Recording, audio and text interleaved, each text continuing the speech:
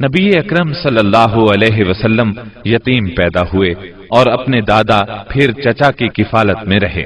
والد سے وراثت میں جو کچھ ملا تھا اس سے کچھ نہیں ہو سکتا تھا، چنانچہ جو ہی آپ ہلکے پھلکے کام کرنے کے لائق ہوئے، اپنے رضائی بھائیوں کے ساتھ دیار بنی سعد میں بکریاں چرانے لگے۔ پھر جب مکہ معظمہ آئے تو وہاں بھی چند قیرات کے عوض اہل مکہ کی بکریاں چرائیں۔ قیرات ایک دینار کا 20واں یا 24واں حصہ ہوتا ہے، جس کی قیمت اس زمانے میں بمشکل 80-90 روپے سمجھ لیں۔ کم عمری میں بکریاں چرانا انبیاء کی سنت ہے۔ ایک بار عہد نبوت میں آپ نے فرمایا، کوئی بھی نبی نہیں گزرا مگر اس نے بکریاں ضرور چرائیں۔ پھر جب آپ جوان ہو گئے تو تجارت شروع کی۔ بعض روایات کی روح سے آپ صائب بن ابی صائب کے ساتھ مل کر تجارت کرتے تھے۔ آپ تجارت میں بہترین ساتھی تھے، لین دین کے معاملے میں لڑتے جھگڑتے تھے، نہ بحث کرتے تھے۔ تمام معاملات میں آپ حد درجے امانت دار، سچے اور پرہیزگار مشہور تھے۔ زندگی کے سبھی میدانوں میں آپ کا یہی طریقہ تھا۔ اسی بنا پر آپ کا لقب ہی امین مشہور ہو گیا تھا۔ ان تمام وجوہات کی بنا پر آپ کی شہرت سن کر سیدہ خدیجہ نے آپ کو تجارت کے لیے اپنے مال کی پیشکش کی۔ وہ عزت اور مال دونوں لحاظ سے قریش کی ایک معزز خاتون تھیں۔ لوگوں کو اجرت دے کر اپنا مال تجارت کے لیے بھیجا کرتی تھیں۔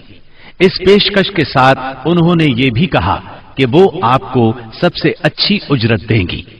چنانچہ آپ نے ان کے غلام میسرہ کے ساتھ شام کا سفر کیا، وہاں خرید و فروخت کی۔ اس خرید و فروخت میں بہت زیادہ نفع ہوا، اس قدر برکت ہوئی کہ پہلے کبھی اتنا منافع نہیں ہوا تھا۔ شام سے آپ مکہ واپس آئے اور سیدہ کی امانت انہیں سونپی۔ سیدہ خدیجہ نے امانت اور برکت کا یہ حال دیکھا تو حیرت زدہ رہ گئیں۔ ادھر میسرہ نے بھی آپ کی باتیں انہیں بتائیں۔ تب سیدہ نے محسوس کر لیا کہ انہیں ان کی مراد مل گئی ہے، چنانچہ انہوں نے آپ سے اپنی سہیلی کے ذریعے سے شادی کی خواہش ظاہر کی۔ انہوں نے سیدہ خدیجہ کے چچا عمرو بن اسد کو پیغام بھیجا۔ اس طرح بات طے ہوئی۔ نکاح کا خطبہ ابو طالب نے پڑھا، اس میں اللہ کی حمد و ثنا کی، پھر آپ کے فضل و شرف کا ذکر کیا۔